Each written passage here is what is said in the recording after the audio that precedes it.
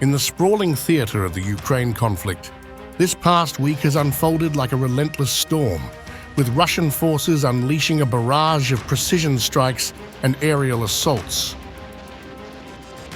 Over the course of August 3rd to August 9th, 2024, Russian military operations were marked by a series of intense engagements, resembling a relentless hurricane battering a besieged fortress. The Russian Defense Ministry reported that the storm of attacks included 19 combined strikes using high-precision weapons and unmanned aerial vehicles, UAVs. These strikes were not merely tactical, they struck at the heart of Ukraine's military-industrial complex, targeting energy facilities, air defense systems, and critical arms depots. The impact of this barrage was felt deeply across the Ukrainian front lines, with casualties soaring to approximately 13,925 Ukrainian soldiers over the week, according to TASS. In the Kursk region, Russian forces have been engaged in a fierce defense against Ukrainian incursions. Battlegroup North, tasked with this critical area, reported successful repulsions of enemy advances and has inflicted around 945 casualties since the beginning of the attack. Their operations resemble a fortified bastion successfully fending off waves of assault, each defense maneuver reinforcing their hold on the region. When the Ukrainian armed forces attacked the territory of the Russian Federation, Sudza district of Kursk region, this was at 5 a.m. on August 6th, the enemy with infantry and armored vehicles tried to break through our state border. The headquarters immediately gathered, and I, together with all the members of the headquarters, coordinate this work practically around the clock. It is obvious that together we can bring more security and stability to our region and to all of Europe. And we need to translate that obvious point into practical steps, into ways in which we can bring more real security to each other through cooperation. Today, we discussed our joint capabilities to defend against Russian missile and drone strikes. We are working on their implementation. Further south, Battlegroup South has made significant strides. This unit has not only improved its frontline positions, but also struck at 13 Ukrainian brigades, causing around 4,240 casualties. The battalion's actions reflect a relentless push forward, overcoming numerous Ukrainian counterattacks and securing strategic gains.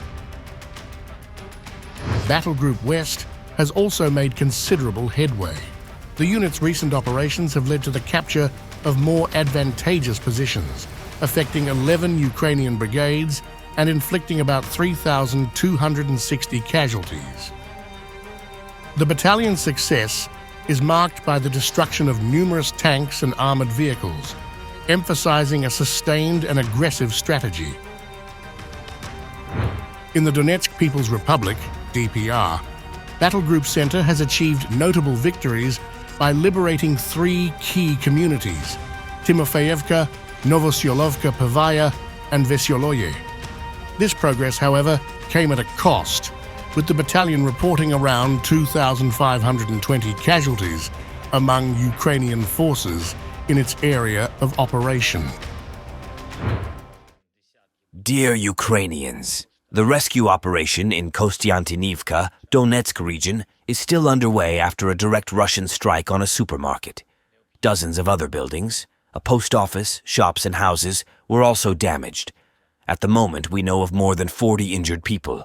All of them are receiving the necessary assistance. Unfortunately, 14 people were killed.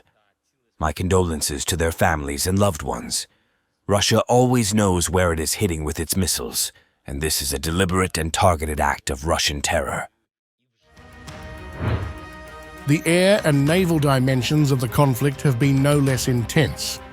Russian air defense systems claimed responsibility for downing 2 Ukrainian MiG-29 fighter jets, a Su-27 fighter, and 668 UAVs. Additionally, the Black Sea Fleet successfully neutralized an assault by 7 Ukrainian naval drones targeting Sevastopol, illustrating a defensive posture against maritime threats. In a significant development on the ground, over 50 Ukrainian soldiers surrendered to Russian forces, adding a layer of psychological and strategic impact to the ongoing conflict. This week's operations have also seen the cumulative destruction of over 17,000 Ukrainian tanks and armored vehicles since the inception of the special military operation, underscoring the scale of the conflict's devastation, according to TASS. As the tumultuous week draws to a close, the storm of military actions continues to rage across Ukraine, with each strike and counterstrike contributing to an ever-evolving and volatile battlefield. Meanwhile, Ukrainian forces have launched a major operation within Russian territory. In response, Russian President Vladimir Putin has declared a state of emergency in the border regions of Kursk and Belgorod. President Putin has accused Ukraine of a large-scale provocation, as Moscow reported the second consecutive day of Ukrainian raids. Civilian buildings have reportedly come under attack, increasing tensions and raising the stakes in the ongoing war. Despite these accusations, Kyiv has remained silent, neither confirming nor denying involvement in the incursion. We will have to start with the events in the Kursk region.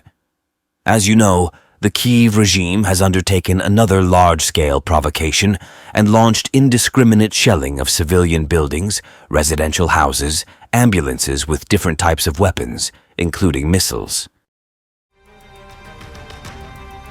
The operation, which began on August 6th morning, involved approximately 300 Ukrainian troops.